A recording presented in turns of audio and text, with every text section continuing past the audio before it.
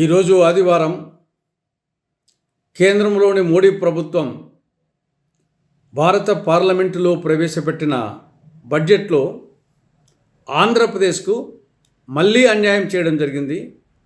ఏపీకి మళ్ళీ టోపీ పెట్టడం జరిగింది. డబుల్ ఇంజన్ సర్కార్ ఏదో మేలు జరుగుతుందనుకుంటే ఆఖరికి డబుల్ ఇంజన్ ట్రబుల్ ఇంజన్గా, డొక్కు ఇంజన్గా, డబ్బా ఇంజన్గా తయారైంది. రాజధానికి సంజీవని లాంటి ప్రత్యేక హోదా ప్రస్తావనే లేదు. రాయలసీమకు, ఉత్తరాంధ్రకు బుందేల్ఖండ్ తరహా ప్రత్యేక అభివృద్ధి ప్యాకేజీ ఊసేయలేదు. కడప జిల్లాలో శైలాధ్వర్యంలో స్టీల్ ప్లాంట్ అడ్రస్సే లేదు. దుగరాజపట్నం ఓడరేవు ప్రస్తావనే లేదు. రాజధానికి నిధుల అంశమే లేదు. విశాఖ, విజయవాడ మెట్రో ప్రస్తావనే లేదు. కాబట్టి ఓవరాల్గా ఆంధ్రప్రదేశ్కు ఈసారి బడ్జెట్లో కూడా పూర్తిగా అన్యాయం జరిగింది. ఏపీకి మళ్ళీ టోపీ పెట్టడం జరిగింది డబుల్ ఇంజన్ సర్కార్లో కూడా. ఇక ఓవరాల్గా చూస్తే కేంద్ర బడ్జెట్లో వ్యవసాయ రంగం పట్ల, రైతు పట్ల చాలా చిన్న చూపు చూడడం జరిగింది. మొత్తం బడ్జెట్ ఏమో 53,47,000 కోట్ల రూపాయలు. అందులో వ్యవసాయ రంగానికి, అనుబంధ రంగాలకు కలిసి కేటాయించిందంత 1,62,671 కోట్ల రూపాయలు.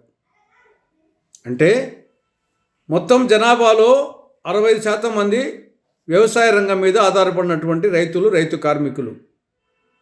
బడ్జెట్లో వారి కేటాయింపులు 3.04%. ఈ పక్క 65%, ఆ పక్క 3.04%. కాబట్టి వ్యవసాయ రంగానికి తీవ్రమైన అన్యాయం చేయడం జరిగింది ఈసారి బడ్జెట్లో. ఇది ఓవరాల్గా చూస్తే అప్పులు తేవడం, ఆస్తులు అమ్మడం, వడ్డీలు కట్టడం.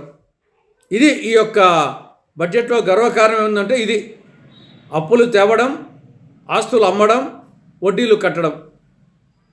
ఇది ఓవరాల్గా బడ్జెట్ పరిస్థితి. నేను ముందే చెప్పినట్లు రూపాయి రాక 53,47,000 కోట్ల రూపాయలు అయితే అందులో కేవలము అప్పు రూపంలో వచ్చేది, అప్పు తెచ్చేది 16,95,768 కోట్ల రూపాయలు. అంటే 24% అప్పులు.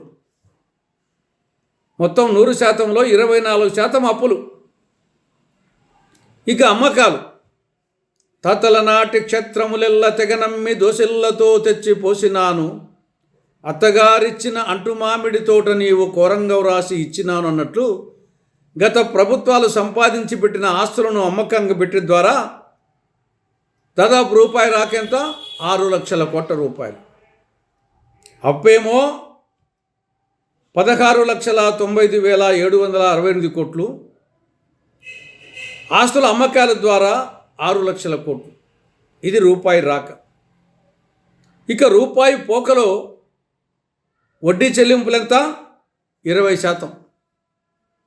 అంటే 14,03,972 కోట్ల రూపాయలు వడ్డీ రూపంలో చెల్లిస్తూ ఉంది ఏడాదికి మోడీ ప్రభుత్వం. ఇది ఘనకార్యం. కాబట్టి ఒక్క మాటలో చెప్పాలంటే ఈరోజు భారత పార్లమెంటులో మోడీ ప్రభుత్వం ప్రవేశపెట్టిన బడ్జెట్ ఇది సబ్కా వినాశ్ బడ్జెట్. ఇది విధ్వంసక బడ్జెట్. వికసిత బడ్జెట్ కాదు, విధ్వంసక బడ్జెట్. సబ్కా వికాస్ బడ్జెట్ కాదు, సబ్కా వినాశ్ బడ్జెట్.